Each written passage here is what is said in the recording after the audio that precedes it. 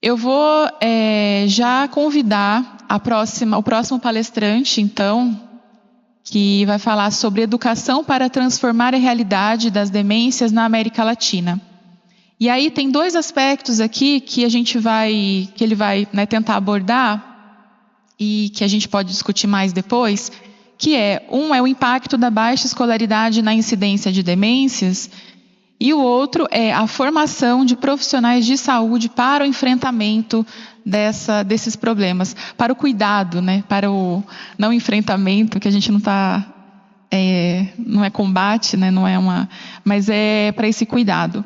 E eu convido então o Eduardo Zimmer, da Universidade Federal do Rio Grande do Sul, para fazer sua fala. Muito obrigada, Eduardo. Muito obrigado pelo convite, é um prazer estar aqui falando com vocês. Agradecer a Abrasa, agradecer a Selene, a Valquíria pela organização. Isso aqui realmente está maravilhoso. É uma maravilha estar podendo falar um pouquinho aqui com vocês.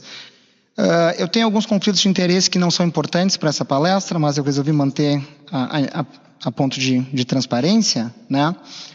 E eu vou dividir essa palestra em 3 atos curtos, para falar de 3 tópicos que eu acho que são muito importantes. O primeiro deles eu chamo de commitment, de compromisso, né? Por que a gente estuda a doença de Alzheimer? E a gente estava conversando ontem, né, de como a gente precisa chegar nas pessoas mais jovens, né, para que eles entendam que é importante a gente falar sobre Alzheimer. A gente estava brincando que o único com menos de 40 aqui é o Bruno, né, Bruno?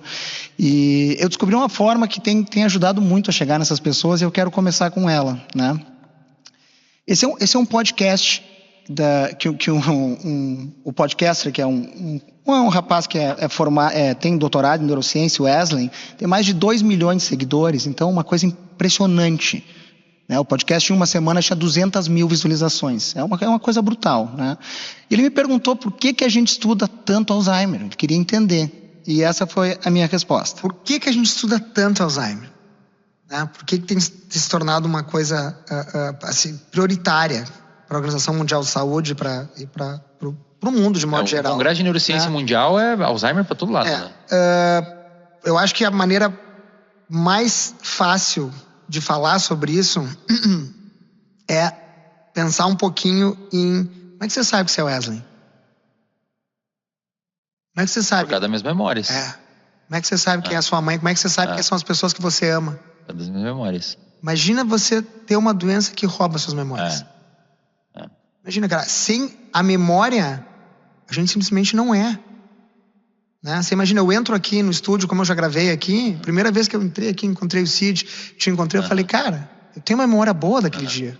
Tenho uma memória boa da sua defesa de doutorado. Você imagina no fim da vida, cara, você perder tudo isso, cara. Não é, que você tá descansando. Não é justo, cara, não é justo. Eu desde que eu tenho um filhinho de 2 anos agora, o Benjamin, né? Cara, todas as memórias que eu construí com o Benjamin, a primeira vez que ele pegou no meu dedinho, cara. Primeira vez que ele me chamou de Matata, não me chama de papai, me chama de Matata. Primeira vez que ele me chamou de Matata, cara, como é que eu vou perder isso, cara? Já pensou? Né? Eu vejo como missão da minha vida, cara, né? Trabalhar pra gente não perder essas memórias, cara.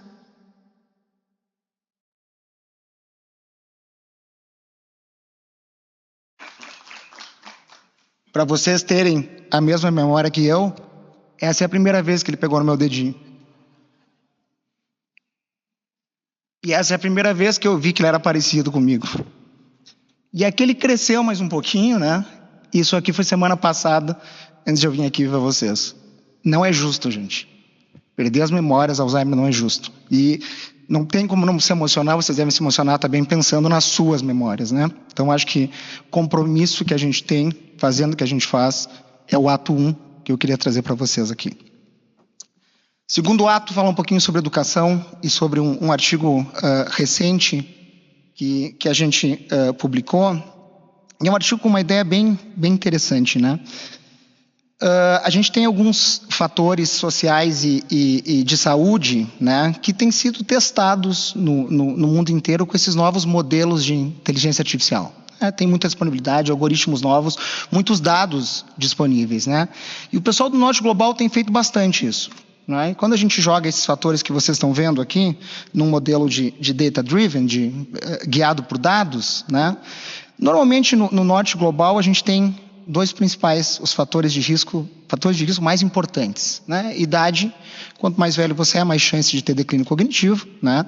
E o sexo, né? A gente sabe que 2 em cada 3 dos casos são mulheres, né? Então esses são os fatores do Norte Global, normalmente. A gente resolveu fazer isso nas populações da América Latina, né? Então a gente avaliou Brasil, Colômbia, Equador, Chile e Uruguai, e simplesmente jogou esses dados e perguntou para o modelo, né, quais são os fatores de riscos mais importantes para declínio cognitivo e perda de funcionalidade nesses países, né? E é um estudo desenvolvido, eu estava conversando com a Cleusa ontem, desenvolvido por um IC também, Cleusa, né? O primeiro autor é um aluno de medicina que estava na graduação quando está desenvolvendo o estudo, né? Isso é muito orgulho, né?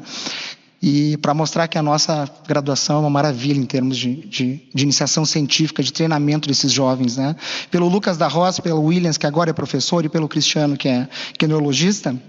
E olhem os fatores, a ordem dos fatores de risco que mais explicam o declínio cognitivo baseado nesse modelo de inteligência artificial. Olha onde está a educação. É disparado o primeiro fator, né? Quando a gente testa habilidade funcional, muda um pouquinho, né? Primeiro lugar é saúde mental, né? Então a gente está falando de saúde mental e educação. 2 fatores que provavelmente podem ser modificados, né?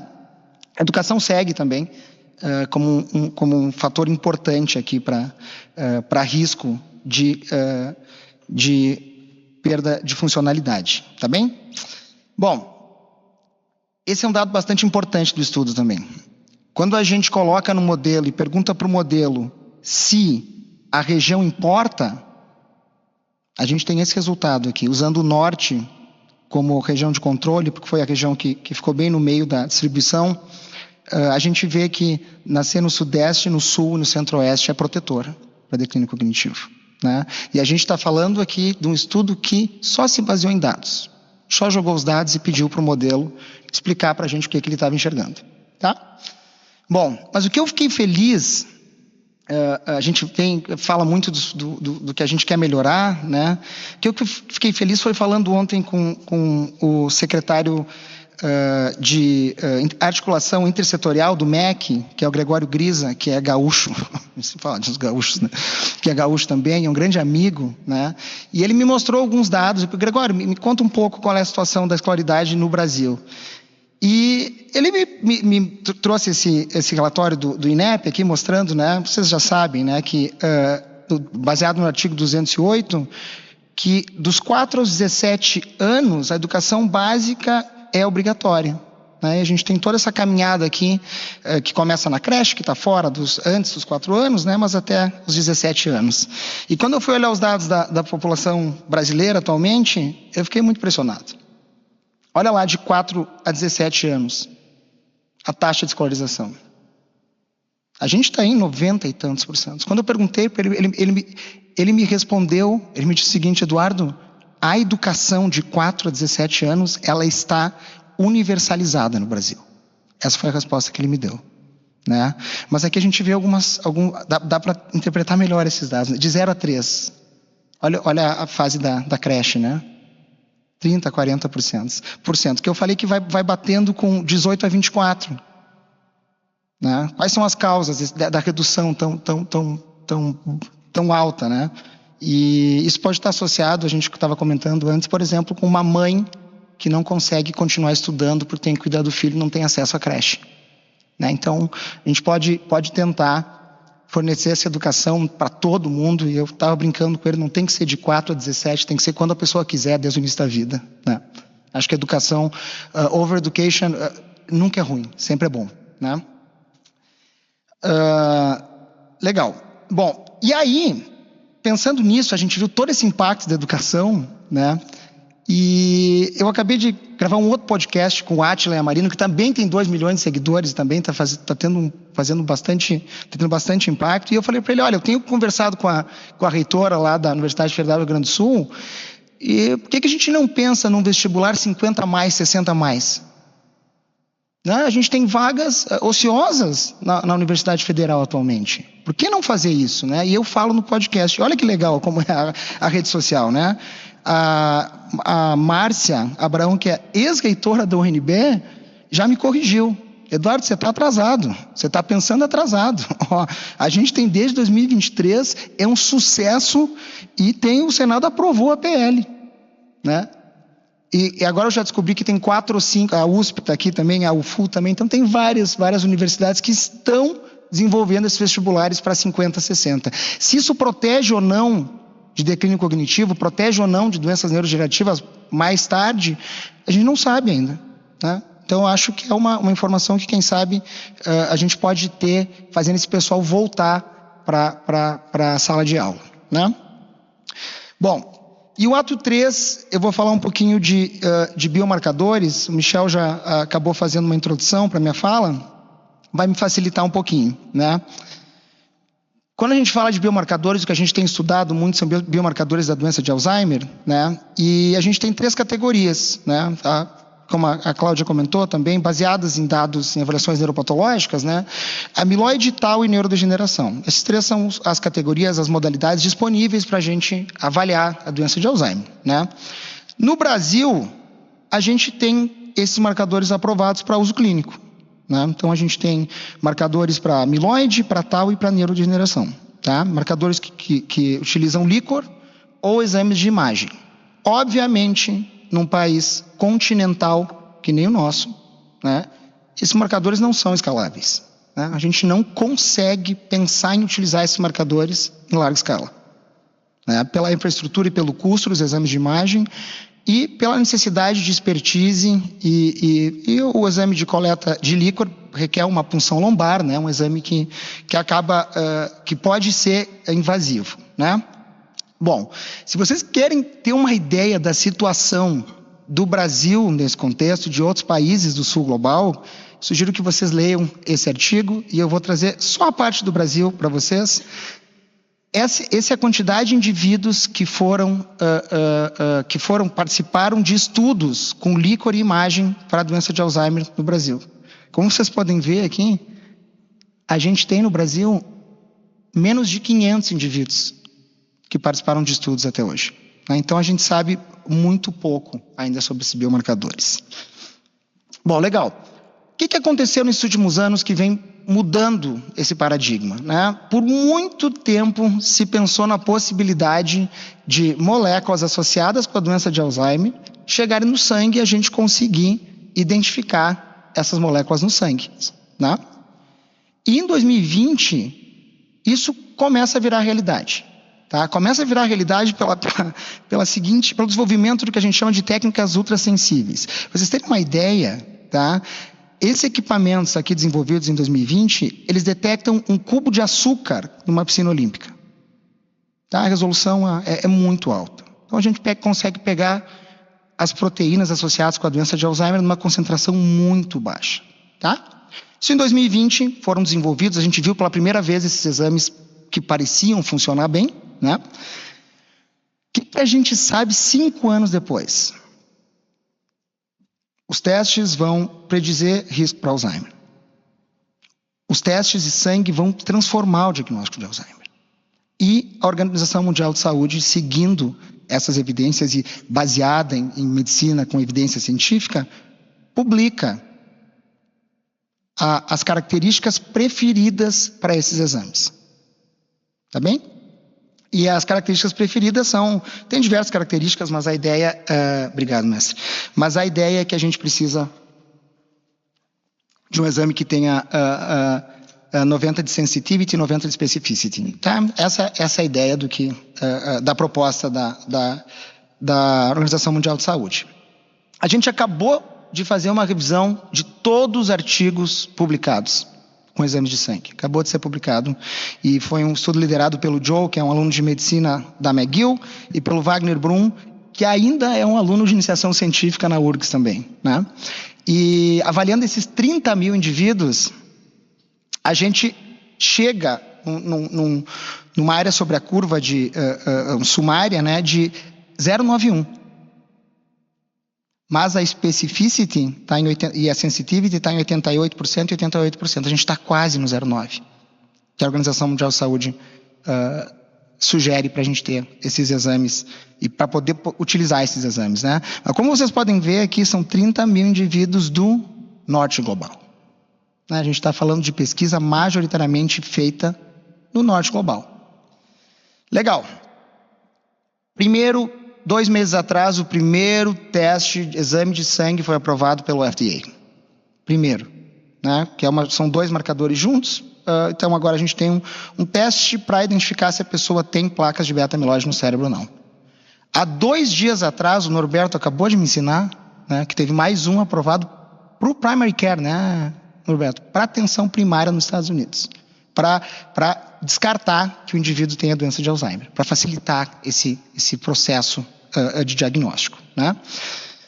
Legal. No Brasil tem 2 estudos. 2 estudos acabaram de ser publicados, um, como o Michel comentou, pelo grupo da UFRJ, coordenado pelo Luiz, pelo Sérgio Ferreira, pela Fernanda Tovarmol, pela Fernanda De Felice, um coordenado pela gente lá em Porto Alegre, liderado pelo Williams Borelli, né? E eu vou trazer só o fosfatal 217 para vocês, que é o primeiro marcador que foi aprovado, né? Essa é a acurácia do exame. Vai identificar patologia amiloide no cérebro. 0,94, 0,98. Tá? E a gente está falando aqui, obviamente, de uma corte de 300 indivíduos, né? Mas todos eles têm avaliação por líquor também. Então, a gente comparou com o diagnóstico do padrão ouro, que é aprovado pela Anvisa. Tá? Então, os exames realmente chegaram num momento, eles parecem funcionar muito bem. O que é importante esses estudos, né? Eu sempre brinco com o Sérgio, né? A gente começou a desenvolver e um não falou para o outro que estava desenvolvendo. Eu não sei porque a gente não conversou sobre esse estudo, né? Então, eles são 2 estudos completamente independentes que são iguais. Se você pegar o desenho do estudo, ele é igual, né? Então, os 2 usaram a validação com padrão ouro de líquor, 2 regiões diferentes do Brasil, que têm genética diferente, que têm características socioculturais diferentes. Eles têm uma diferença só. O grupo do Rio, o nível de educação é 11,47 anos e o nosso é 6,2.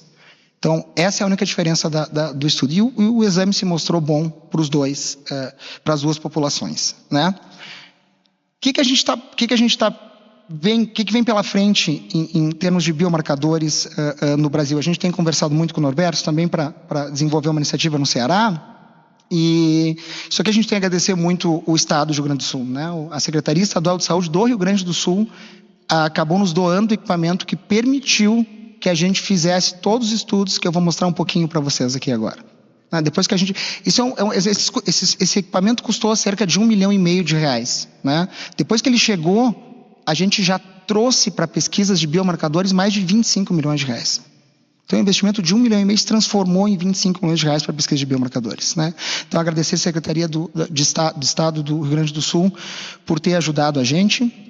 E a gente está desenvolvendo essa iniciativa brasileira de biomarcadores para doenças neurodegenerativas, que é financiada pelo Ministério da Saúde, né? São 10 cidades, a gente vai avaliar 3 mil indivíduos, 300 deles vão ter exames de imagem também, né? E a ideia é que a gente treine toda essa turma, começou esse treinamento já nessas cidades do interior, né? Pessoal da atenção primária. E aqui são os estudos que estão em andamento atualmente com avaliação de marcadores sanguíneos. Eu fico muito feliz porque vocês podem ver aqui são diversas carinhas liderando, alunos, estudantes liderando grandes estudos aqui no país, e a perspectiva é que a gente entregue em 24 meses, a partir de agora, dados de mais de 6 mil indivíduos, com esses estudos que são financiados pela Associação Americana de Alzheimer, CNPq, FAPERGS, Ministério da Saúde, National Academy of Neuropsychology. Então, é muita gente ajudando a gente a poder desenvolver esses estudos. Obviamente, eu venho contar essa história para vocês de biomarcadores e eu venho trazer, e ontem eu resolvi colocar, e achei muito importante colocar, porque eu também quero fazer o meu agradecimento para alguém que começou essa história. A gente não sabe o que está por trás de tudo isso, né? Esse é o professor Diogo Onofre Gomes de Souza. É um professor titular de bioquímica que na década de 80 estava dosando um dos marcadores que a gente dosa hoje em dia, que é o GFAP. Então, em 80 o professor estava começando essa história. Né? Então, são 50 anos para a gente estar chegando onde a gente está agora. E essa aqui é o professor apresentando a iniciativa brasileira aqui no Ministério da Saúde. Né? Quando ele trouxe a primeira vez, eu não pude vir, ele apresentou. Né? Então, a gente tem que agradecer quem começou essas histórias. Né? Então, isso é muito legal. Bom, o que a gente pode aprender com esses exames de biomarcadores? O que pode trazer de informação nova? Né? E esse é o estudo que a gente chama de BA, que chama Better at Home, né? Porque é do estudo Melhor em Casa, né? A tradução literal do Melhor em Casa é BA, e não tem nada a ver com a questão de ser gaúcho, né? E o BA, a turma do BA vai na casa das pessoas que são assistidas pelo programa para fazer diagnóstico de demência e coletar os biomarcadores, né? E esse estudo é muito interessante que quando a gente começou a fazer o screening das pessoas que iam ser envolvidas, são 140 pessoas, não é um estudo grande, só 2 tinham diagnóstico formal de demência, né? O estudo terminou com 28. Né? Logo que a gente fez o diagnóstico com o neurologista lá na ponta, são 28 pessoas que foram diagnosticadas com demência. Né?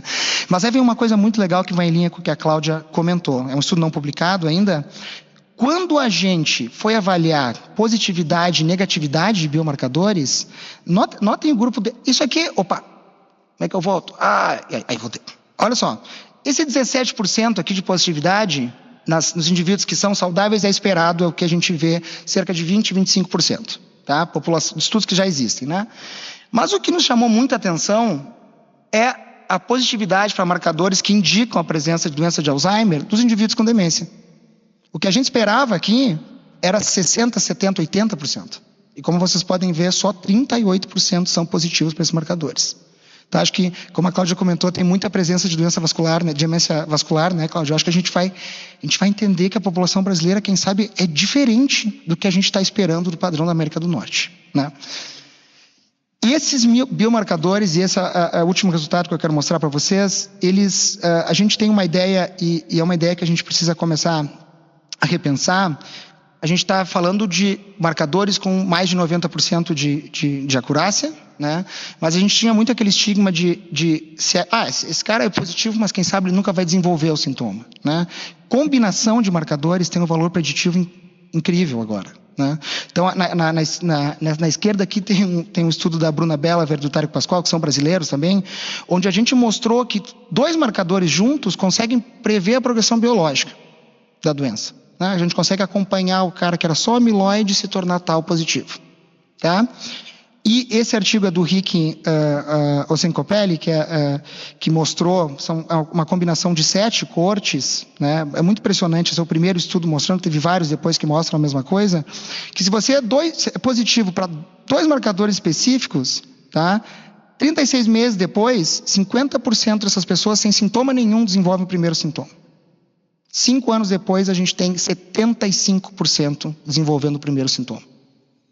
Então, a gente está num momento onde a gente vai identificar as pessoas que têm uma alta probabilidade de desenvolver os primeiros sintomas em 5 anos, tá? Utilizando 2 marcadores. Bom, eu tive que copiar da Cláudia essa referência, porque eu acho muito importante. O que a gente vai fazer com essa turma? Né? O que a gente vai fazer no momento que a gente tem marcadores que indicam que em 5 anos eles vão desenvolver o primeiro sintoma da doença, né? E aí eu acho que trabalhar para tentar modificar e prevenir o aparecimento de sintomas é a melhor solução, né? Bom, a gente tem exames de sangue para provavelmente para todos os órgãos do nosso corpo, né? Então a gente consegue avaliar se o órgão vai bem ou vai mal, né? A gente não tem um exame de sangue para o cérebro ainda, tá? E o que eu acho é que quando as terapias farmacológicas e não farmacológicas se mostrarem efetivas para essas doenças, né? Quando a gente tiver algo efetivo, é muito provável que esses exames de sangue eles estejam disponíveis para ser utilizados em larga escala. Né? Então agora a gente tem que identificar no início, a gente consegue. Agora é tentar desenvolver terapias farmacológicas e não farmacológicas efetivas. Legal. Para concluir, educação tem que ser prioridade sempre para a saúde cerebral. A performance desses exames no Brasil é comparável com o que a gente tem visto no sul global. Como vocês podem ver, tem muita gente interessada em ajudar a gente a desenvolver esses, tanto no Brasil quanto internacionalmente. As agências elas estão interessadas em desenvolver exames custo efetivo para o sul global. Então tem diversas iniciativas, tá? E eu vou terminar, não sabia que o professor Paulo ia falar, né? Mas eu acho que o Brasil tem ganhado muita força no cenário internacional. Eu noto que cada vez a gente tem brasileiros em posições mais importantes em órgãos internacionais da doença de Alzheimer e participando e com várias coisas importantes. Eu acho que a gente está num momento onde a gente aprendeu a colaborar. Eu estava comentando com o Norberto hoje, eu acho que dificilmente quando eu peço alguma coisa para alguém, várias pessoas que estão aqui, a gente nunca recebe um não. É sempre, Zimmer, não sei se eu vou conseguir, mas eu vou tentar. Eu noto que esse é o nosso modelo que tem funcionado bem. E a ideia, obviamente, de ter redes para suportar a nível, quem sabe, federal, um modelo de colaboração da área, seria maravilhoso. Né? Mas eu noto que é um modelo onde todo mundo se ajuda e todo mundo está comprometido com o ato 1, né? Que é que a gente não perca nossas memórias. Tudo que eu mostrei para vocês aqui, obviamente eu não faço nada sozinho. Eu tenho um grupo de pesquisa de 47 pessoas atualmente, pessoal. Tá? E esse grupo que faz tudo que a gente está desenvolvendo aí no contexto translacional da doença de Alzheimer. Agradecer aos colaboradores, financiamento e muito obrigado pelo tempo de vocês. Tem pergunta? Tem. Bom dia a todos. Primeiro, eu quero dizer, eu sou consultora no DCIT. Quero dizer que o evento está sendo muito rico e muito inspirador para mim. Com certeza vou levar muito dessas discussões para o nosso trabalho. Segundo, que eu achei sensacional a foto do Diogo. Tirei uma foto para mandar para ele, que é muito sensacional. O Diogo é um pesquisador impressionante. E terceiro, eu só quero fazer uma colocação. Muito obrigada pela tua fala. Mas de uma forma geral, né, se falou sobre o financiamento das pesquisas. Hoje o DCIT ele é um dos principais financiadores, se não o maior financiador de pesquisa clínica no Brasil. Entretanto, eu acho, e vendo as falas de vocês, e de outros eventos também, que muitos dos pesquisadores não conhecem as formas de financiamento do Ministério da Saúde. Então, eu quero só deixar essa fala aqui, dizendo que a gente está à disposição. Dentro da minha coordenação, a gente monitora projetos via PROAD SUS, PRONON, que é de atenção oncológica, e o PRONAS PCD, que é de atenção à saúde da pessoa com deficiência, que muitos projetos, por exemplo, na área de reabilitação, né, em relação à doença de Alzheimer, à demência, se encaixaria muito bem. Inclusive, a gente está com o edital aberto agora, submissão de projetos vai até dia 5 de novembro.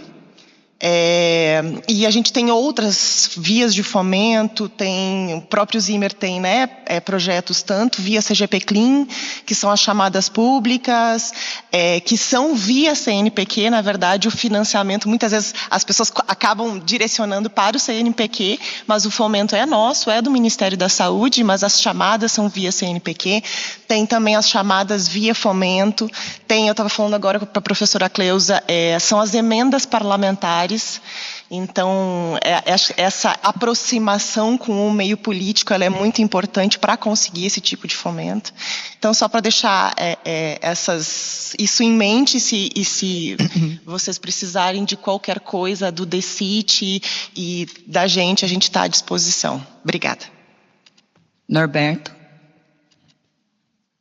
Zimmer, parabéns pela apresentação, tá certo? E o dado interessante que você colocou da fosfatal 181, que a gente tem que ter muito cuidado na interpretação tanto do falso positivo, mas também do falso negativo, né? E essa compreensão que a gente passa a ter, que muitos pacientes que têm diagnóstico de doença de Alzheimer têm poucas alterações porque há uma copatologia vascular ou levia grande que a gente não consegue, eu acho que é um dado super interessante. E até a pergunta que eu te fiz mais cedo, que até mesmo no analfabetismo, talvez a gente vai encontrar muito mais pacientes que lembram doença de Alzheimer, mas que vão estar com esses exames praticamente normais ou não, como a gente esperaria, porque talvez aquela curva de biomarcadores ela vá mais para a esquerda e comece mais cedo a doença com menos carga lesional. Mas bastante interessante, parabéns.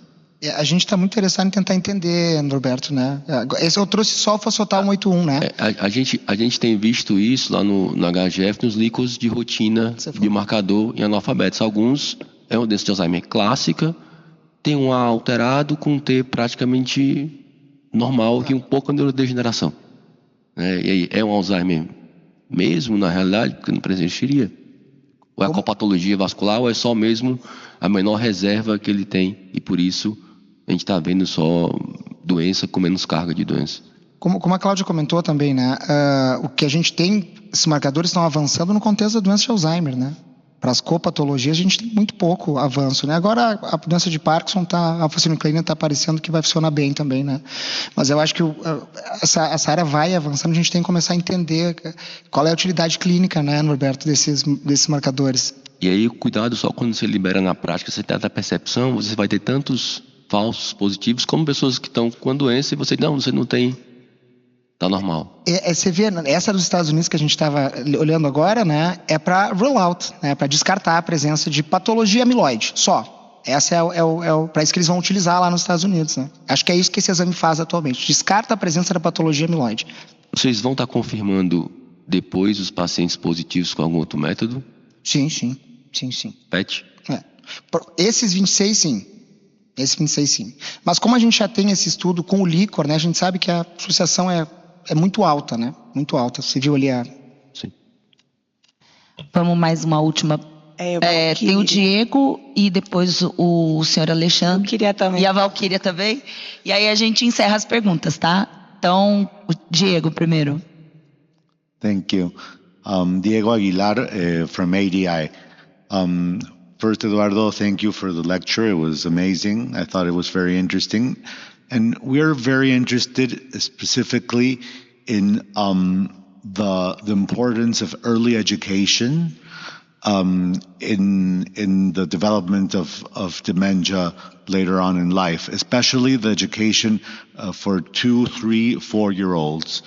Have you been able to deepen knowledge on this life course, this specific age, and how it may be important or it can produce some impact on dementia later on in life? Diego, essa é uma pergunta maravilhosa e eu acho que a gente está ainda aprendendo o impacto das adversidades no início da vida nas populações do sul global.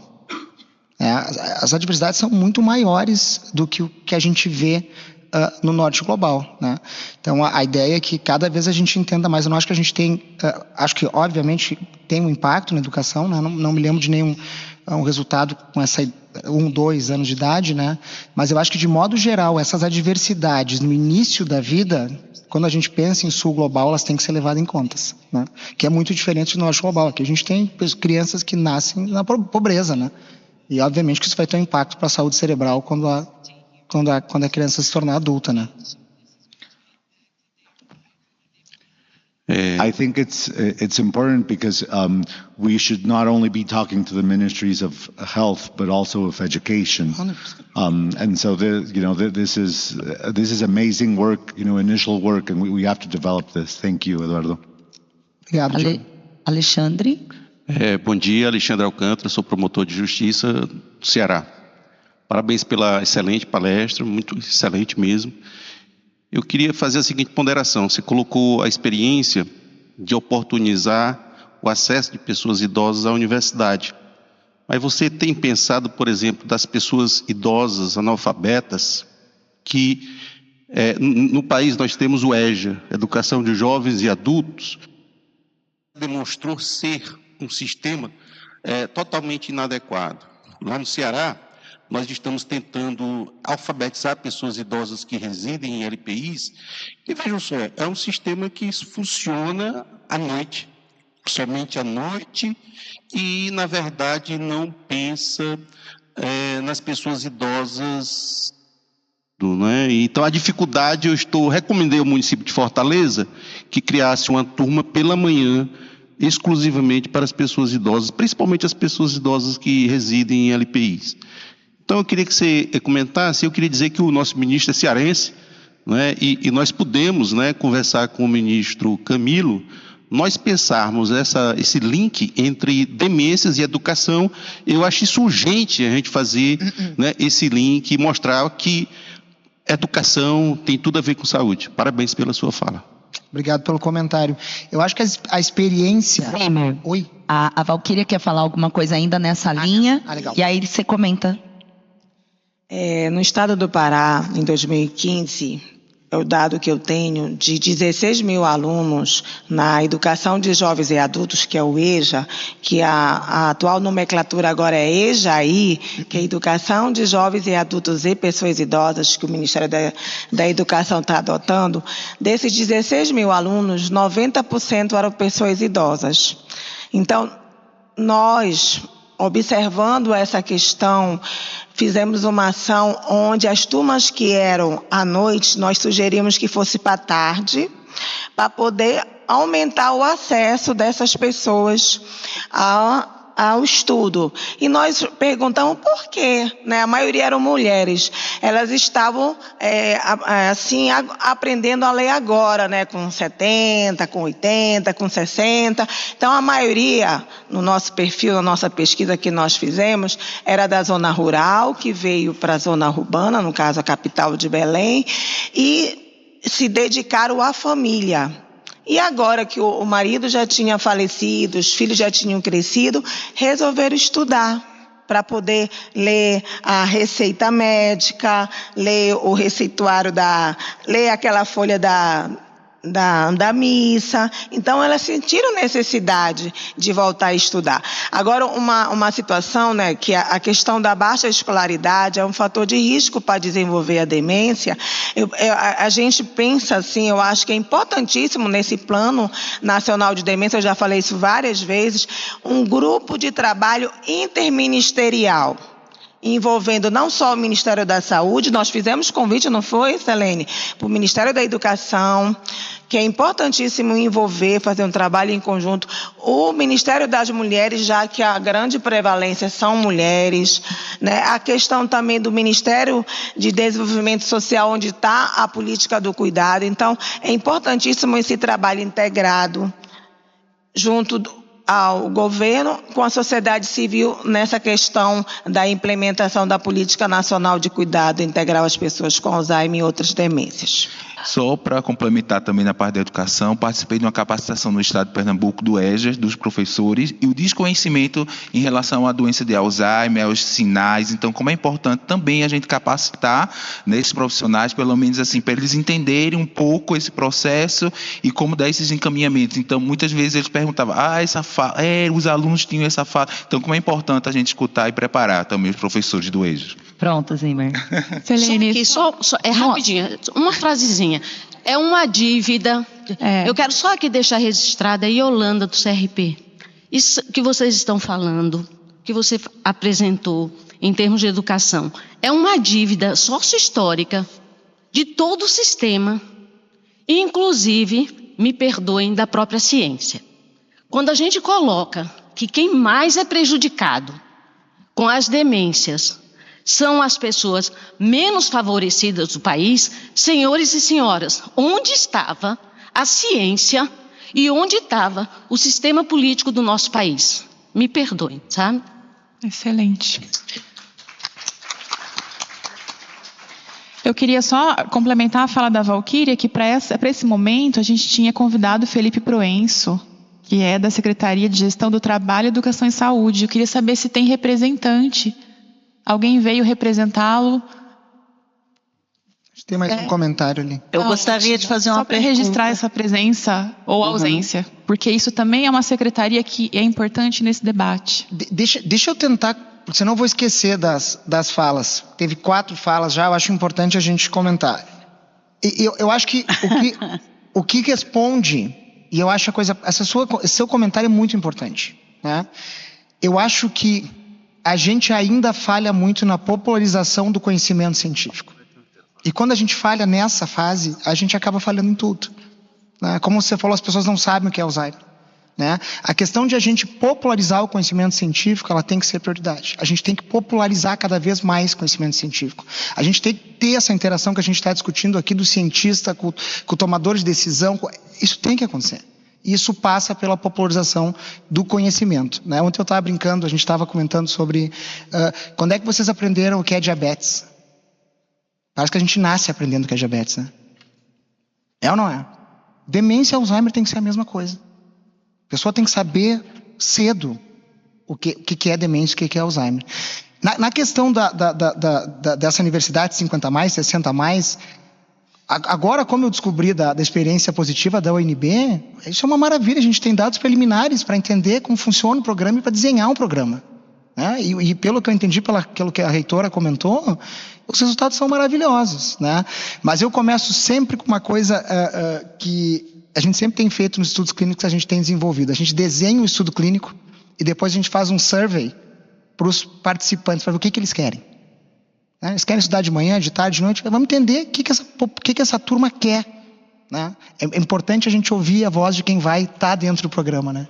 Então, eu acho que avaliar o UNB, a história de sucesso da UNB, entender o que a turma que vai fazer esse vestibular 50+, 60+, quer, o horário que eles querem estudar, como é que fica bom para eles. Mas excelentes comentários. Muito obrigado. Oi, tá me ouvindo? Tô. Ok. Então, eu sou Nair, aluna da Universidade de Envelhecimento da UNB. Estou no fechamento no meu TCC desse semestre. E eu gostaria de fazer uma pergunta, não só para o senhor, mas para todos os palestrantes aqui presentes. Eu gostaria de saber por que as políticas públicas em demências ainda não contemplam de forma efetiva as terapias integrativas, como a homeopatia e os saberes tradicionais que podem contribuir para o cuidado integral da pessoa com demência e de sua família. Eu acho que é mais para ti, Celine, essa aqui para mim. Essa eu não sei. Eu acho que a gente teve a experiência bem recente de um seminário de envelhecimento, clima, sustentabilidade e saberes tradicionais da Amazônia. Foi na cidade de Belém do Pará. E quando a gente chegou lá, a gente achava que ia levar conhecimento, sabe, para eles. E a gente aprendeu tanto com essa questão da intergeracionalidade. O Christopher Butler estava falando ontem de um programa lindo do Peru, que chama A Memória da Água. Lindíssimo. Essa questão da intergeracionalidade, dos saberes tradicionais, realmente precisa fazer parte desse programa e a gente está ouvindo. Então, obrigada pela colocação. Doutora Cleusa. Posso fazer um último comentário, Cleusane, só porque eu esqueci de uma coisa que eu acho importante comentar. Existem, atualmente no Brasil, 83 programas de pós-graduação de educação em ciência. Educação em ciência, para colocar ciência no método de educação. E eu e Michel, a gente acompanha muito de perto isso, né, Michel? Porque o Roberto Lente briga muito por isso, o Diogo briga muito por isso, né?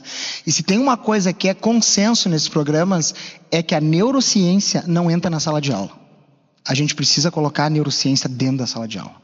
Aí a gente já está falando de qualidade de ensino, do que essas pessoas realmente vão ganhar dentro da sala de aula. Essa é uma coisa que é consenso nesses 83 programas. Bom, eu vou parabenizar, né, essa apresentação brilhante que você sempre faz e dizer que, na realidade, também tinha uma frustração nossa da mesa anterior que a gente queria falar e ninguém deixou a gente falar. Mas eu queria só fazer um pequeno comentário, e se vocês me permitirem, vou passar já para o Paulo, que ele também está aqui esperando para falar, porque tem a ver com a coisa da educação, mas eu queria só trazer, eu acho que a gente já fez essa discussão em algum momento, mas a importância de todos, nesses estudos, né, de biomarcadores, etc., a gente está sempre dizendo que talvez a gente tenha uma proporção de Alzheimer assim, assado, né, que a gente talvez tenha mais vascular do que outros países, né, da importância da gente ter claro de que talvez a gente não tenha ainda representatividade nesses estudos para a gente ter essa clareza. Então, vou reforçar, né? Eu estou aqui como epidemiologista, vou reforçar a importância da gente ter uma combinação dos estudos epidemiológicos com os estudos de biomarcadores para que a gente tenha aí uma representação clara, né, de quem é de fato a população brasileira, né? Eu vou passar para o Paulo, tá? Posso comentar, porque eu acho a coisa mais importante, eu acho, esse seu comentário, professora, porque em termos de bioquímica clínica, a gente precisa de dado para ter uma validação e para derivar valores de referência. A gente não tem isso ainda. Então, a gente não está no momento que os exames de sangue podem ser utilizados no Brasil. A gente precisa de muito dado, precisa entender como é que a população brasileira, associar com outros estudos e aí sim ter uma bioquímica clínica, pelo menos, dentro de todos os moldes necessários. A gente não está nesse lugar ainda. Eu sei que já excedemos o tempo, mas só um muito rápido comentário. Primeiro, te parabenizar também, Zemer, pelo seu trabalho, pela sua liderança e pela sua apresentação.